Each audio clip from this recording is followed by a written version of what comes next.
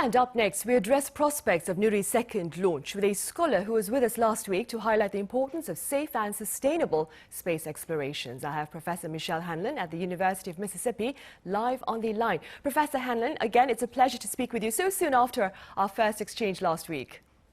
Well, it's great. It's great to be back, and I'm very excited that they were able to get the rocket ready so quickly. Right, me too, Professor HANLON. Now, South Korea, though, it's poised to make the second attempt at putting satellites into space using domestically developed launch vehicle, which my colleagues have been highlighting throughout the program today. Do you envision a successful mission this time around, Professor HANLON, or based on the experiences of other countries, do you suppose a few more attempts may be on the horizon?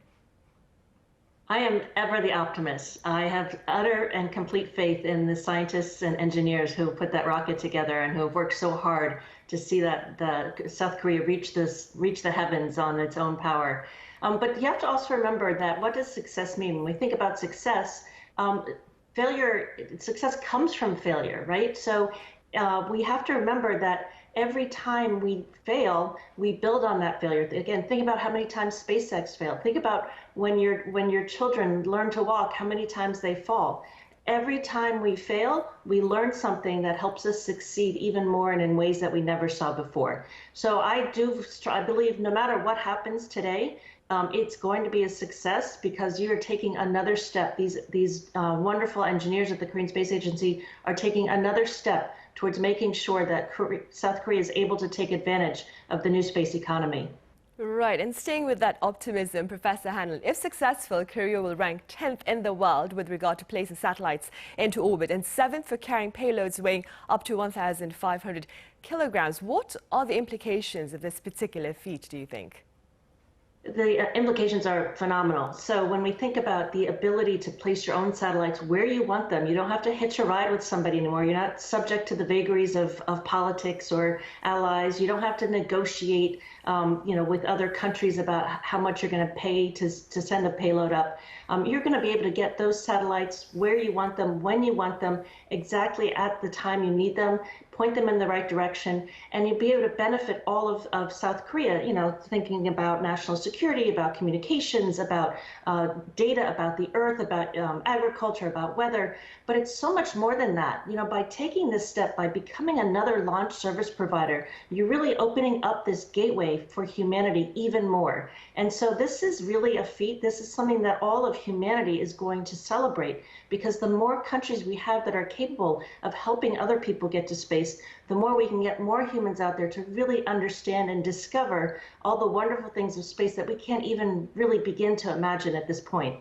Right. Professor HANLON, South Korea has invested some $1.8 billion in developing the Nuri launch vehicle since 2010, from design to production to testing. What can you tell us about the size of this particular investment? So when you look back at history, the Apollo missions cost $280 billion in today's money. So, we're not talking about putting people back on the moon, but space is a huge investment. But you know what? It's so much more. It's a down payment on the future. It's a down payment on the ability to build a space economy. Any country, I hate to say the words left behind, but the fact is, humanity relies so much on space, and that reliance is just going to grow and grow and grow in the coming years. And so to be able to invest and be part of that new space economy is going to be very important for the financial success of any nation. But I also think it's so much more than just economics. In 1969, when Neil Armstrong and Buzz Aldrin went to the moon, they took with them messages of peace from 74 nations around the world, and they left them there on the moon. And one of those messages was from Korean President Park Chung-hee. And his message said, he wrote, "This great achievement, landing on the moon, is a result of humanity's constant striving for progress towards a brighter destiny." And that is what South Korea is investing in, a brighter destiny for humanity. Right, Professor HANLON, thank you for those kind words. Now, in the long term, Professor, South Korea hopes to develop recyclable launch vehicles. How feasible are these hopes? So I don't think it's feasible. I think it's necessary. In order to, when we talk about having a reusable rocket, we're talking about bringing down the costs of these launches. And so I can't afford, I think it's about $55 million if you want to get a ride on Dragon up to space station. I can't afford that, and a lot of people can't. But the more we are able to bring the cost of these launches down, and that's going to mean when we send these materials up on these rockets, we bring them back so we can reuse them and recycle them. That's going to bring the cost of those launches down. Also, think about the concept of recycling. That's a lot of material there. And we need to start really thinking, you introduced me as wanting to talk about space sustainability. We need to think about our environment and how we're using these materials. We don't want things burning up in our atmosphere all the time and contributing to, climate issues. We want to be able to use these rockets over and over like we use buses or trains. And so I think it's, we've seen it can be done. We've seen it with SpaceX. And so it's like I said, this technology is available and obviously has been proven. And so I think it's the way of the future.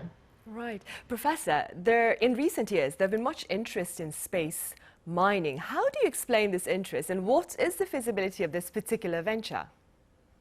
So space mining, I think, is one of the most exciting things we have to think about right now, because there's just so much out there that we don't know about. And we have two sort of thoughts of, we have the people who think, oh, I'm just going to go own a mine and, be ridiculous and make trillions and trillions of dollars. I don't see it that way. I see space resources as having three very important roles for us. They can help us as we try to rebuild the health of our own Earth. We can move heavy industry off of Earth. We can start bringing back the elements we need. We might find elements we've never heard of before that will help us, heat things more efficiently, or, build spacecraft that are lighter. And it's also going to help us sustain communities in space, because we can't keep sending water to space every time we want to send humans to space. We need to find that water in space. And so when we talk about space mining, we're not just talking about like gold and diamonds. We're really talking about rare earth elements, about water, about helium-3, things that we need to survive in space and things that will help us survive and better humanity on Earth. The prospects of space mining are distant, but there are a lot of companies out there doing some very, very intense research to find those resources and to build the robots, initially robots, that will mine those resources and bring them back to us. Right. And Professor HANLON, like you mentioned, these ventures into space, amid these ventures into space, that is, some critics have been taking issue with space junk. Now, that being said, what efforts are being made to address this dangerous reality? So the good news is people are actually focusing on the issue. So, for example, Vice President Kamala Harris of the United States said a few weeks ago, I think now, that the United States was no longer going to implement destructive ASAT tests, anti-satellite tests. The United States has self-imposed unilateral moratorium on creating more debris. But the issue is we need to get rid of the debris that's up there, in addition to not adding to it. So we had the Russian ASAT test last fall that added to that debris. The great news is there are a lot of companies that are working to figure out how to get that debris out of our orbit. And there are national governments, Japan and the EU, are putting national government money into those efforts. And we're hoping that we're going to get some national resources here in the United States also to address, again, removing that debris. It's really frightening because a piece of debris the size of a grain of sand can actually crack the windshield of a space shuttle or of the space station because they're whipping around the Earth at such incredible speeds. So this is a real issue. The United Nations is looking at it, and a lot of nations are looking directly at it, but we can certainly do more. Right, we can. And finally, Professor HANLON, let's end with perhaps a few words of advice from you with regard to ensuring sustainable space missions.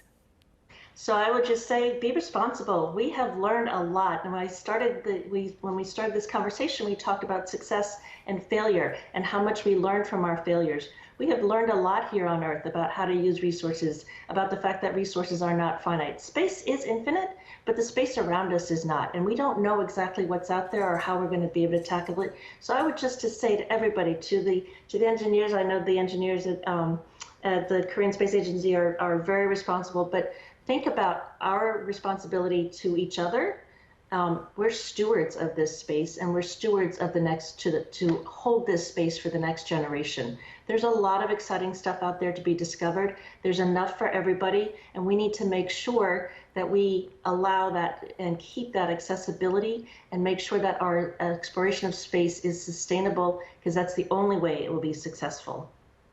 Right, Professor HANLON, who is also the co-director of the Center for Air and Space Law at the University of Mississippi. Thank you very much for your time and your words. Thank you so much.